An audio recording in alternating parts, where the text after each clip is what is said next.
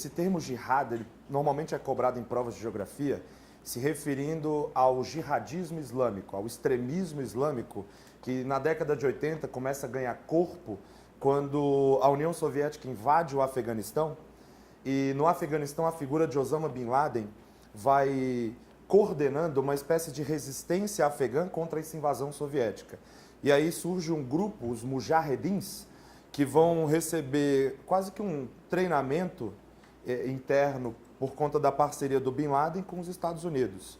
E, posteriormente, o Bin Laden, que era o 17º filho de uma família mega rica da Arábia Saudita, ele tem foto dele nos Estados Unidos, né? Eles vestiram tipo década de 70, assim, né? O Bin Laden de calça boca de sino, imagina um negócio desse, né? Continua disco. Né? Mas era mesmo, tem relatos deles. Quando ele passou uma temporada no Líbano, que ele vivia em vários cassinos, em vários prostíbulos, ele viveu essa vida. Aí na década de 80 ele começa a questionar isso e vai levantando o radicalismo islâmico, levantando a ideia de uma jihad, de uma guerra santa que opõe o islamismo à cultura ocidental, né, aos elementos ocidentais. E isso é algo até que é muito cobrado nas provas de geografia, falando a respeito da globalização cultural, daquela globalização que busca homogeneizar, que busca padronizar, que busca criar uma espécie de monocultura global. E nessa expansão da globalização cultural existem reações fundamentalistas.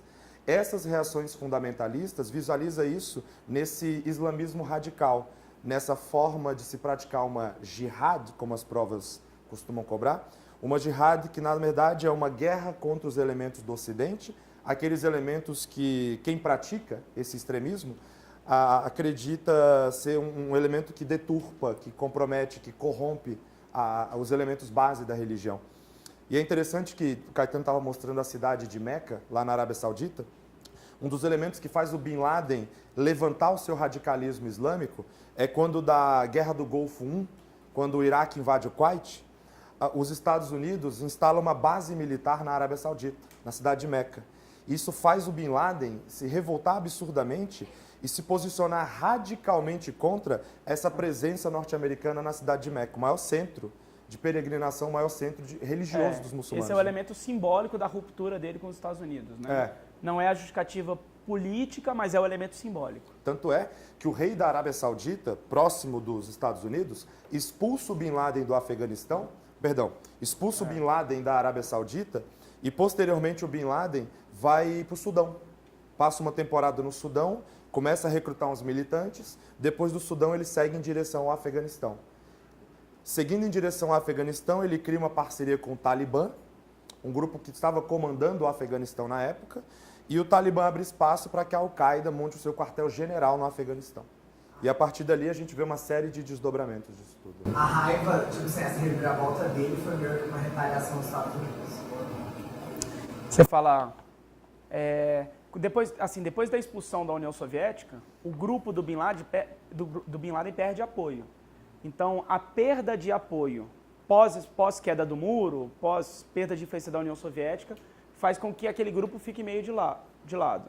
Aí, a instalação da base militar dá a ele o elemento discursivo, simbólico, ideológico de por que se voltar contra os Estados Unidos.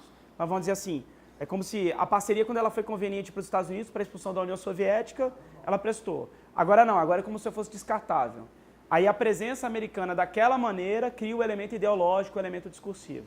Né? Dá embasamento para o discurso. É o elemento estadunidense de criando uma solução para gerar um problema depois, né? Tipo, apoia Saddam Hussein, aí depois tira o cara. Aí surge o fundamentalismo sunita, aí gera o Estado Islâmico. Né? Criando uma solução para gerar um problema, às vezes, muito maior, né? Então, vai ser o Talibã com o Bin Laden, que vai formar... Com seguidores que estavam... A formação é do Bin Laden, mas quem permite com que ele estruture é o Talibã que governava, que comandava o Afeganistão. Isso, dá uma atuação territorial mesmo. Né?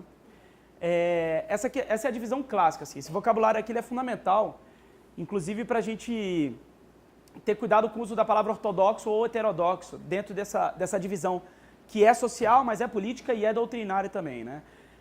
O islamismo é uma religião fragmentada, e ao longo do tempo essas fragmentações vão acontecendo. A primeira grande divisão, ela se dá ali na transição do 3º para o 4º califa, né, depois de Maomé, e é entre sunitas e xiitas, onde as outras ramificações vão derivar. São 73 reconhecidas. Então você pega o Bashar al-Assad na Síria, ele é alauíta, que é um tronco do xiismo. Aí você tem os drusos, por exemplo, o jadismo. Então há outras ramificações. Mas essas são as duas majoritárias do qual partiram as outras. E a primeira divisão, né? O que seria o xiismo? Por que eles são ortodoxos, né? No sentido de um certo radicalismo? Porque eles aceitam apenas como livro sagrado o Corão. E eles consideram que a liderança política do mundo islâmico tem que ser alguém da linha de descendência do profeta Maomé. Tudo bem? Os sunitas seriam heterodoxos por, além de aceitarem o Corão, aceitam também a Suna. A Suna é o livro com registro dos hábitos do profeta. Então, na lógica dos xiitas, o profeta é um ser humano. Ele é um ser humano. E aí ele tem lá o contato, os sonhos com o arcanjo Gabriel, do qual ele recebe a mensagem de Deus Alá. Mas a vida dele como humano não me serve como referência de comportamento. Apenas a mensagem que chega de Alá.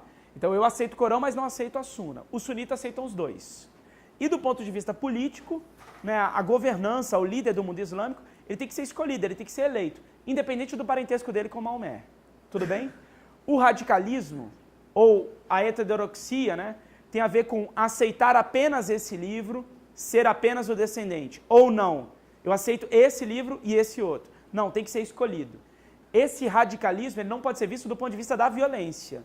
Mesmo porque hoje a maior parte dos grupos mais radicais são sunitas, não são xiitas. Tudo bem? Quer me dar? Galera, pensando nessa vertente que o Caetano abriu, é interessante pensar nesse radicalismo islâmico estando majoritariamente vinculado aos sunitas. Se a gente for pensar nesse radicalismo, é interessante visualizar o seguinte.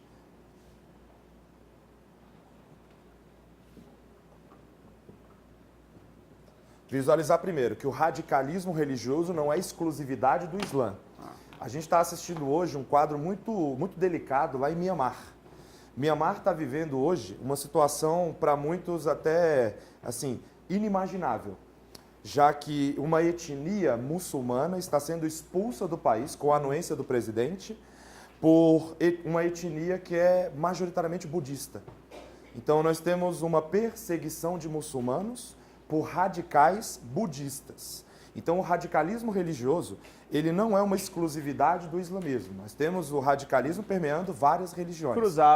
Cruzadas dentro do cristianismo. Esse radicalismo budista, que parece surreal, né? Você pensar que tem uma etnia budista que está perseguindo muçulmanos. E é uma das maiores crises de refugiados desse passagem de 2016 e 2017. Já vem acontecendo há algum tempo. Mas agora que ganhou visibilidade, já são 500 mil refugiados. E em sua grande maioria eles estão se deslocando para Bangladesh, um país de maioria muçulmana, que já tem assim, severos problemas internos de infraestrutura, IDHs baixíssimos. Então imagina 500 mil pessoas chegando no Brasil. Já é algo difícil de ser resolvido. A gente já vê o problema que os venezuelanos estão enfrentando lá em Roraima, os haitianos, com a falta de infraestrutura. Agora imagina 500 mil pessoas chegando em Bangladesh. Então, assim, um problemaço. Então, e numa área que é muito sensível por conta de Índia, de Paquistão, né? Quer dizer, a região inteira é muito conturbada, né? Exatamente.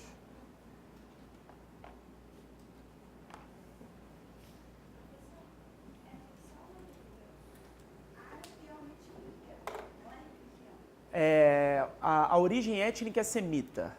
Árabe é o povo, islamismo é a religião.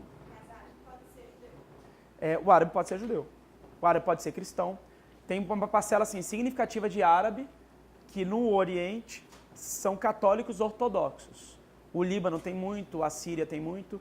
Então, árabe é o nome do povo, a origem étnica é semita, o islamismo é a religião criada por esse povo. Mas não necessariamente o cara tem que ser daquela religião, né? Assim como semita é a origem do hebreu, origem étnica. Hebreu é o povo, judaísmo é a religião criada por eles. Então, assim, só pelo conceito. Se eu falar antissemitismo, eu poderia estar falando de um preconceito contra o árabe? Sim. Só pelo conceito, sim. Mas a gente sabe que esse termo ele ficou mais popular em relação aos judeus. Assim, não é nem em relação ao hebreu, né? Em relação ao judeu. Porque aí o cara pode ser ser francês e ter origem judaica, né? Aí ele tem o passado hebraico, então essas coisas vão se misturando, beleza? Mas é origem étnica, povo, religião. No caso, a região. Então, são povos semitas que povoaram a Península Arábica. No caso dos hebreus, são povos semitas que se deslocaram lá para a região de Canaã. Beleza? Então, assim, semitas que foram para a Península Arábica, árabes. Semitas que foram para a região de Canaã, os hebreus. Tranquilo? Qual que é o ponto lá de contato em termos religiosos? Né? Esse semita que vai para a terra de Canaã, para a terra prometida por Deus, é Abraão. Aí os dois filhos dele, um filho que seria com a esposa e o outro, né? Assim, pensar em legítimo e ilegítimo é dureza, né? Porque esse vocabulário seria até preconceituoso, né? Mas o filho com a esposa e o filho com a serva, aí o da esposa daria origem às terras de Israel, ao povo de Israel, e o outro, os muçulmanos reivindicam. O que o mundo islâmico alega? Que o verdadeiro filho prometido por Deus seria Ismael e não Isaac. Tudo bem? O Ismael seria mais velho. Beleza, galera. Eu montei aqui um esqueminha rapidinho. Isso é bom. Para visualizar o radicalismo islâmico. E por que equivocadamente, muita gente acredita que o radicalismo islâmico se concentra na vertente xiita. A vertente xiita é a vertente minoritária do islamismo. Vertente xiita, como o Caetano mencionou, é aquela que acredita que o líder religioso deve ser um descendente direto, deve vir da linhagem direta do profeta. Os xiitas, que aceitam exclusivamente o Corão, eles vão ser vistos de forma equivocada como os radicais, os extremistas, por conta dessa revolução iraniana, ou revolução islâmica. Ela acontece no ano de 1979, quando o regime do Shah Reza Pahlavi, que havia se construído dentro de um apoio direto do Ocidente, o Shah que tinha construído no Irã uma monarquia. Essa monarquia permitiu uma ocidentalização do país, de hábitos, de costumes, de vestimenta, de alimentação, de entretenimento. E, além disso, o Shah Reza Pahlavi, que vai ser derrubado nessa revolução, ele permitiu que o maior recurso do Irã, o petróleo e também o gás natural, que esses recursos fossem explorados por empresas petrolíferas da Europa e dos Estados Unidos. Então, a economia está vinculada ao Ocidente e a cultura iraniana vai sendo gradualmente ocidentalizada à medida que o regime do Shah vai se fortalecendo. O problema é que o quadro socioeconômico do Irã, durante a monarquia do Shah Reza Pahlavi, foi um quadro socioeconômico muito frágil, de severa desigualdade, de grandiosa pobreza. E isso começou a incomodar parte da população. Por outro lado, a ocidentalização do Irã foi incomodando religiosos conservadores, os ayatolás, que são clérigos.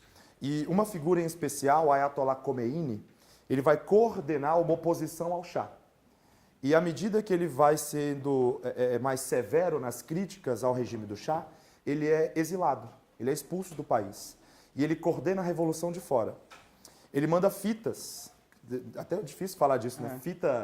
Aquelas fitas cassete, quem lembra disso? Que você voltava a fita na caneta, né? Voltava a fita na caneta. Ele mandava essas fitas para o Irã e as fitas eram executadas nas mesquitas e a população ia escutando os pronunciamentos do Ayatollah Khomeini. Converge que no ano de 1979, o regime do Shah é derrubado por coordenação dos ayatollahs que vão promover a Revolução Iraniana. E aí tem até um filme maneiro de assistir, o filme Argo. Chegou a assistir, Caetano? O filme Argo, que é interessante para visualizar o ápice, né? O ápice desse acontecimento, a Revolução. Está até no Netflix, Argo. E quando o regime do Shah é deposto, os ayatollahs vão assumir o comando do país e vão implementar uma teocracia islâmica xiita.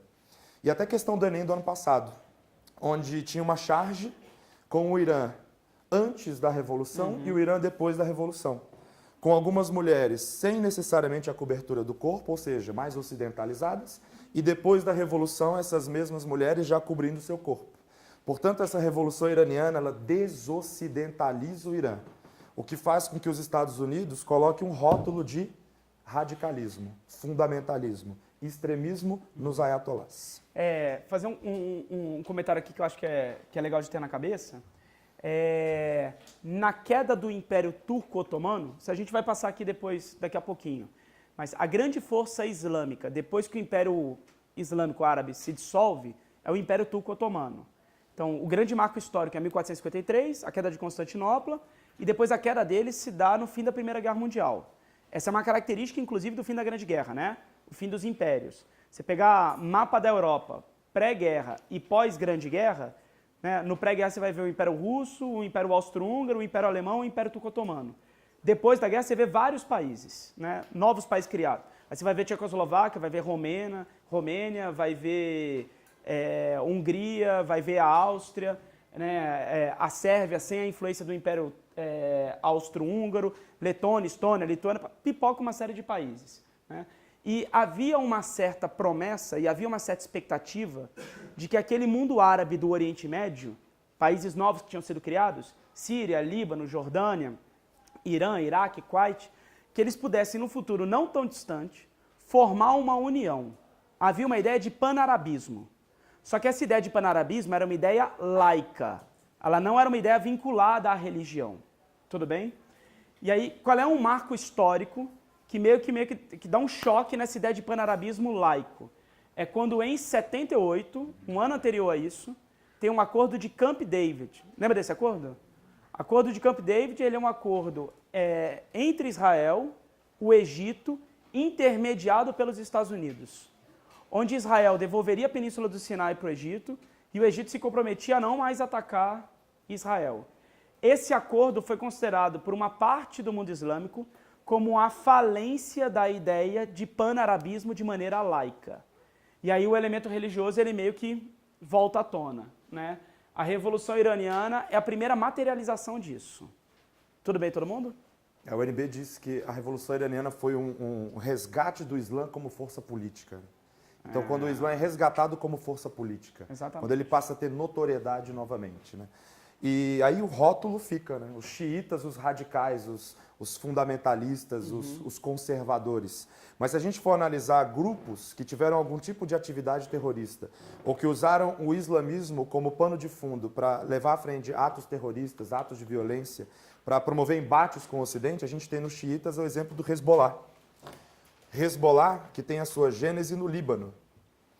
Hezbollah, que sendo um grupo xiita, vai dar apoio para o ditador sírio Bashar al-Assad, que é também xiita. Alauíta, né? Xiita alauíta. E nessa que a gente pensa também nos iranianos, que são persas, não são árabes, mas são muçulmanos. O governo do Irã também dá apoio para o governo de Bashar al-Assad. Também dá apoio por uma questão de similaridade religiosa, né, de vertente xiita. Por mais que a vertente alauíta fosse um pouco mais conservadora, não. Uma vertente um pouco mais flexível, essa vertente alauíta, ela acaba conectando o governo sírio de Bashar al-Assad com o governo libanês e o grupo Hezbollah e o governo iraniano dos ayatollahs. Mas fazendo aqui um panorama rápido, quem gosta de cobrar dessa forma é a FUVEST, que pede o grupo e a localização. A FUVEST te descreveu o Boko Haram numa questão.